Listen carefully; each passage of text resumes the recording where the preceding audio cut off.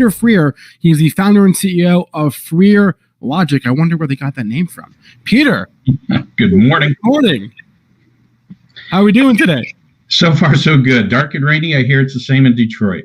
Yeah, you know what? It's the first day. I'm afraid to say the C word, but it is cold. It is actually cold today. It's like 55 degrees when I was outside earlier. So yeah, first day of jacket weather here in Michigan, and but it's okay. I like the fall. So okay, we have your presentation, I believe, guys. If we can get that shared up on the screen. You go ahead and or you can do that, Peter. And let me know if you can see that. I can see it. We're good to go. The floor is yours, sir. Thank you. I am Peter Freer, and we produce Neurotechnology. And I hate to say it, but it is quite disruptive. So let's go ahead and take a look at how this actually works. Neurotechnology for the uninitiated here, and I'm going to move through this with alacrity because we have limited time. Neurotechnology helps us understand what is happening in the brain in real time, right? Whether it's consciousness, thought, higher order brain activity. And it's necessary, especially in automotives, for safety, health, and wellness. And this will transition from the waning stages of manual driving into autonomous driving. And I'll discuss a little bit about how that works. And the brain is comprised, so just to give you some of the science behind it for, again, the uninitiated here. The brain is composed of billions of cells called neurons. And these are like your cell phone. They basically are useless if there's only one of them, right? It's a paperweight. The use of neurons as your cell phone is that it can communicate with all the other cells on the planet, right? Your cell phone is connected to all the cell phones on the planet. It's connected to bigger networks and so forth. And that's the way the brain functions. Now, the cells are contiguous rather than continuous, right? So they're next to each other, but they have a little gap between them. In order to communicate with a cell next to it, it has to fire a little electrochemical pulse. Now, we measure that electrochemical pulse when en masse. So, in other words, when hundreds of thousands, if not millions of neurons are firing at one time, we measure that, and that is called a brainwave. It's actually, in the past, we used to consider it just a little electrical field, but it's actually an electromagnetic field that we pick up, and this is how we do things differently. In vehicle, you can't imagine wearing one of these things on your head, and this has been the problem in the past, right? We've had to wear these sensors on our heads, and it's prevented neurotechnology and its great benefits from being used in the automotive industry because nobody's going to wear something like this, even if it's more elegant. As a matter of fact, some of you may have seen that Mercedes just came out with their headset proposed for their futuristic car. And I think Wired magazine said that it was a deal breaker if we have to try to put something on our head, right? The other alternatives are camera technology, which are much slower than looking at real-time brain data. Here's what Freer Logic has done differently. If you look at the one on the lower right-hand corner, the graphic in the lower right-hand corner, we actually have embedded the technology in a headrest. So you don't have to touch the headrest. As a matter of fact, you can be about 10 to 12 inches away from it, and it will still read your brain in real time. It will sense whether your cognitive load's too heavy, like if you're trying to text on your phone at the same time you're trying to drive, or if your fatigue is so great that you're starting to get drowsy. And in, I think over 9 tests now, and a paper will be coming out from Honda's research on it very shortly in IEEE journal at the end of this month or middle of next.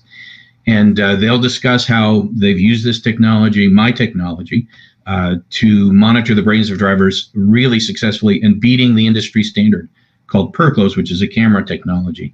And that's been done, and we've beaten the industry standard, gold standard, PerClose, in about 8 or 9 tests at this point, able to identify fatigue far earlier. But it's not just fatigue, right? It's distracted driving. We can predict drowsiness, cognitive load, stress and relaxation. Impairment is what we're working on right now for alcohol and marijuana. We can sense life in the vehicle, whether you've left your puppy or your child in the vehicle. But then it can also be used for, and this would move us into autonomous driving for peak performance and error reduction, emotions. We can look at road rage, those kinds of things, practicing mindfulness, meditation, all kinds of health and wellness features can be built in. So that we actually do in our consumer division. So we already make those apps, but they can be used in vehicle right now. So, for example, if you're driving, the car could actually say to you right now, I noticed you're stressed. Can I change your seat position? Can I reroute your drive for you? Can I change the environment of the car for you and make it a little cooler? That can be done right now. All right, so I'm going to stop there and stop the share, and then we will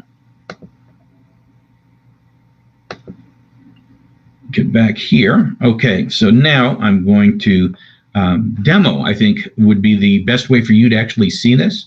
So I'm going to demo what this actually does and show you a little bit about what it is we do. So one moment, let's try this. Let me just jump in here. Just make sure you're sharing the whole screen, Peter. So whatever demo you have. I have some interesting questions, but we'll save the questions for the end. All right, let me know if you can see the brain on the screen. I do see that. Yep. Okay. So we're going to connect. The headrest is right behind me. I don't know if you can still see my graphic while I'm sharing. Can you? Yes, I can. Okay, so you can see the headrest behind me? Yep. It's turned on, active, and we're going to connect, and then we're going to look at real-time brain data coming off of my head.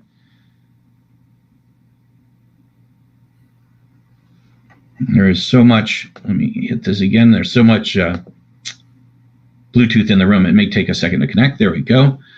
All right, so the raw signal at the very top are all of the brain data coming off of my head in real time. And that is from about 10 inches away right now. No contact. I don't even know the sensor's there if I'm the driver.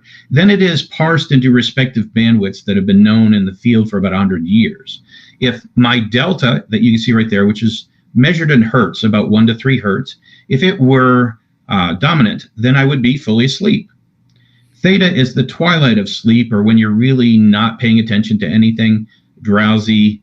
That is about 4 to 8 hertz. Then alpha is a relaxed alert stage, about 8 to 12 hertz.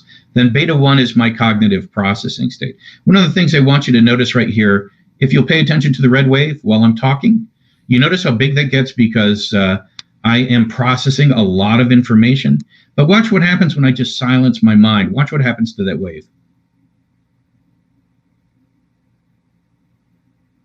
There is a profound difference between when I'm processing data and when that I'm not processing data, and you can see it in real time. All right, so I'm going to disconnect so you can kind of get an idea of what we were doing. I'm going to give you another application of this that you'll be able to see. And what we'll do is give you a sample of what cognitive load is. If everybody is not certain, cognitive load, if we look at the brain as a processor, cognitive load is the ability to use information, but our processor gets bogged down. If you open up 50 windows on your computer, it gets to be too much for your processor. The processor slows down. And in driving, that can be quite hazardous. So we like to monitor cognitive load when people are driving. So that's one of these things. And we'll actually see how we can do that here with this app. And this is just a demo app. It's not something we actually use in vehicle. So right now I'm going to share this screen with you. And let's see. And if you could tell me that you can see a kind of a blurry road picture here. Can you see that? Yes. It's blurry and I see it. Great. Okay, that's perfect. That's just a video pause. I'm going to connect now. When I connect right here, you'll see this green bar fill up. All right. Now that is going to tell you how much attention I can pay to this. So when I get quiet, I'm going to focus in and try to raise it up as much as I can.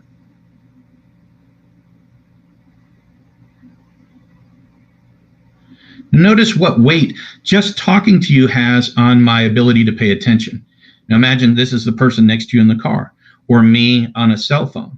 And you can see that I have trouble paying real attention to the driving space while I am talking to another person. So that's a load placed on me. Now, again, if I get quiet and really focus on the road,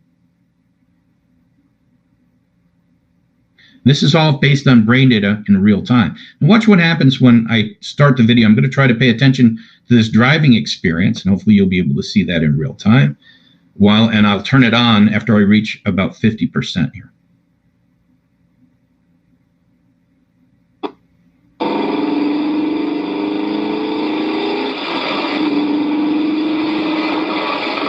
Let's say I start to talk to you a little bit, and you notice that, again, I'm distracted far more than I am if I'm just paying attention to the road. To resume driving. Now, what if I yell at the kids, stop, I'm turning the car around right now? It can actually detect this in real time. And let's see what happens when I'm on my cell phone. Let me start this up again with my mind, focusing in on it. Attention to resume driving. Pay attention to resume driving. Driver distraction. That's if I text. So we can see there is a definite load placed on the brain in real time. Now this is all happening without any connection to my head in real time. Now we can also do that, and we've proven ourselves highly effective in detecting fatigue and drowsiness using the technology. There is one more application I'd like to show you as well. In order to do that, it's a mindfulness activity. So let's say that right now I'm pulled over in a parking spot, and I'm waiting for my better half to get out of the grocery store, or my kids to come out of karate class or piano lessons or swim class. And I want to practice a mindfulness activity in the vehicle. There'll be a closed lotus flower on the screen. Now, with my mind alone, I'm going to manipulate the lotus. I'm going to open it petal by petal by being mindful, being in the moment, being in the zone. If I lose that state of mindfulness, the petal that I'm on will close. So I'm in a real-time feedback loop that allows me to become a master of mindfulness. So let's go ahead and start that up, and then I'll share that with you.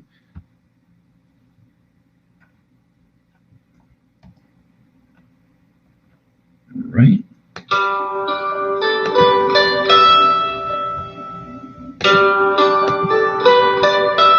And if you would let me know that you can actually see a lotus flower on the screen.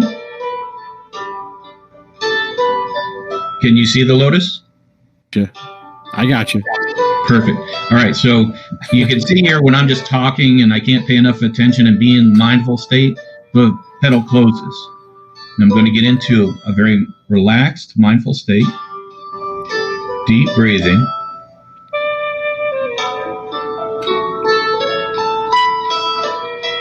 This is very relaxing. It is, but I have to stay very attentive to make it happen. You can see when I'm talking to you, I can't do it. Let me get back to mindfulness. All right. Sorry. If I get interrupted in the middle of it, the petal starts to close. Go back to being mindful.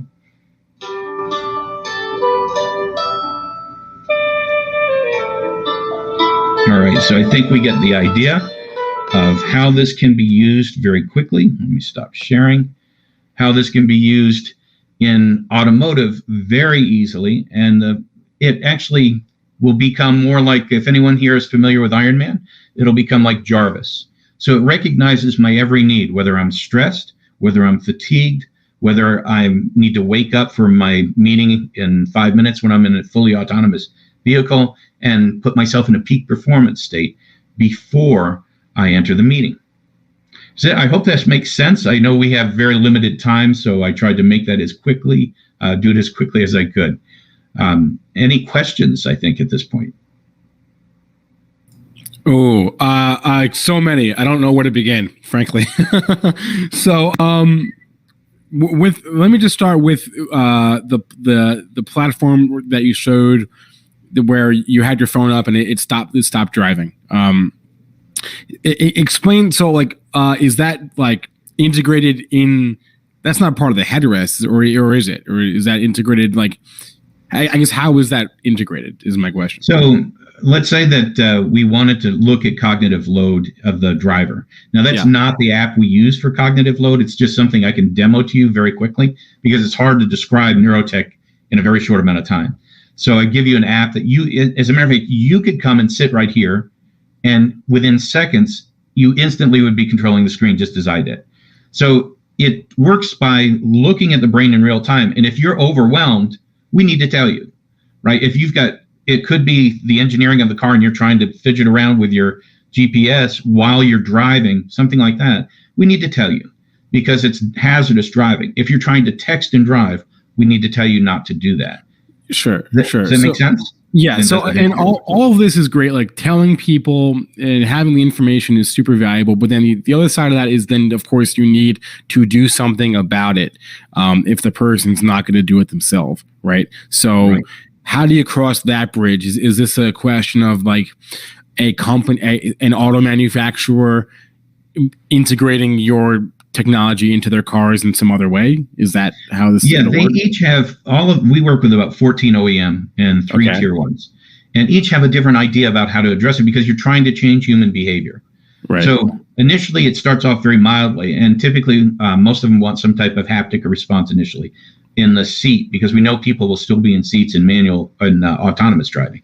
So there'll be a vibration in the seat. Some OEM want to waft the coffee scent into the car. Just to get you perked up a little bit. Okay. Some want to ask you if you want some music played to wake up or to give you an auditory or visual prompt on somewhere where it will be really evident. And then it escalates. So it'll start combining these prompts to really get you to do it. And in autonomous driving or the waning years of manual driving before autonomous driving, they really want the car to be able to pull off the road because you're just in a dangerous state. Can you share the manufacturers that you're working with? I can't because they're all doing something different. Okay. And they're all doing something secret. The only one I could tell you about was Honda because Honda is releasing a public document. Right now, it's being displayed at an IEEE conference. And when it's fully published very shortly, that is all public domain. All right, let me ask you this one then. Are you working with manufacturers in North America, Europe, and Asia? Yes. Okay. See, now we're getting somewhere, everyone. It's global. It's global. Okay. And because, neurotechnology is incredibly powerful, as you've just seen, right? But nobody's going to put a weird-looking strap a device to their head when they get in the car. Just not going to happen. And that's why this is so functional because it's doing everything and you wouldn't even know if it's there, right? You can't see it. It's in this headrest. You can't see it. Yeah. So it's very passive. This is extremely cool. I will say it's a little bit of a bummer you guys aren't publicly traded because I would totally be interested. But my question is, what is your production capability like? We don't produce. We license. We're working with several tier ones.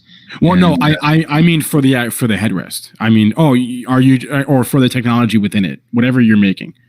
The technology in it is what we do is license everything. So we license the hardware, we license the software. I don't intend to compete with a Denso or a Magna to produce headrests. Okay, right. We work with them and we license to them. Those kinds of things. We would license to them. We would. Got it.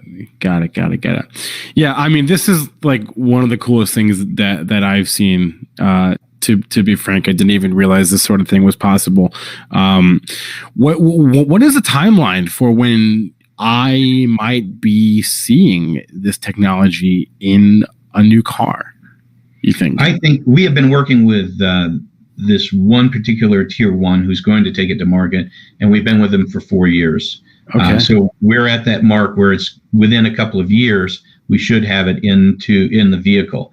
And what their choices are many, but what they'll go to market with first is still for them to determine because they have to figure out whether it's going to be safety or whether it's going to be that HWW, right? Health, wellness, well-being. Be first and foremost, because it's very cool to understand that you can, and we've done this, by the way, on my training side with Da Vinci robotic surgeons, nuclear power operators, NASA pilots, those kinds of things. We've trained them using this technology. Really, the same way you're training a person not to be in a state of cognitive load. Yeah.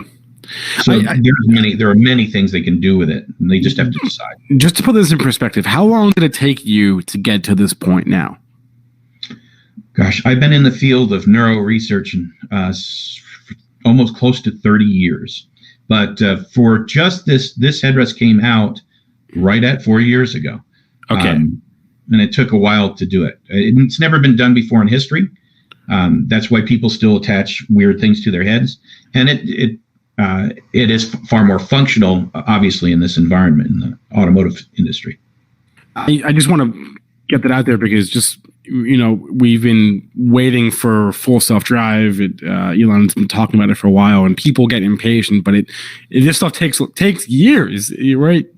It's taken you 4 years, in some respects, your entire career to get to this point. But it's taken you 4 years since you've been working on this. So this is really, really interesting. I got to say, one of those technologies that I didn't even realize was possible, and yet here we are. So Peter Freer, you're the founder and CEO of Freer Logic, and there's the URL on the screen. And all I can say is, I hope we see this in cars soon. It looks really cool, and I thank you for joining us today. I learned a ton, and I'm sort of in shock still, trying to digest that this is possible. So, thank you so much for the time. I really appreciate it, and it's great to communicate it with a larger field of folks who are in the industry. Fantastic. Thanks a lot, Peter. And this gets at to something that I think also should be said when we think about companies like Tesla, for example, or GM or Ford or whomever, any auto manufacturer, right? And they're making these cars full self-drive or whatever.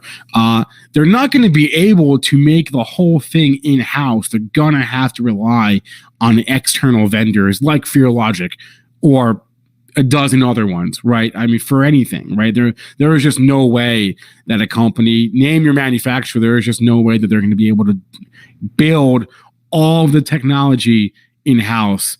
And that's where companies like Peter's come in. And I think we should do well to remember that just as investors and also as consumers, right? It's just like, this stuff is really complicated.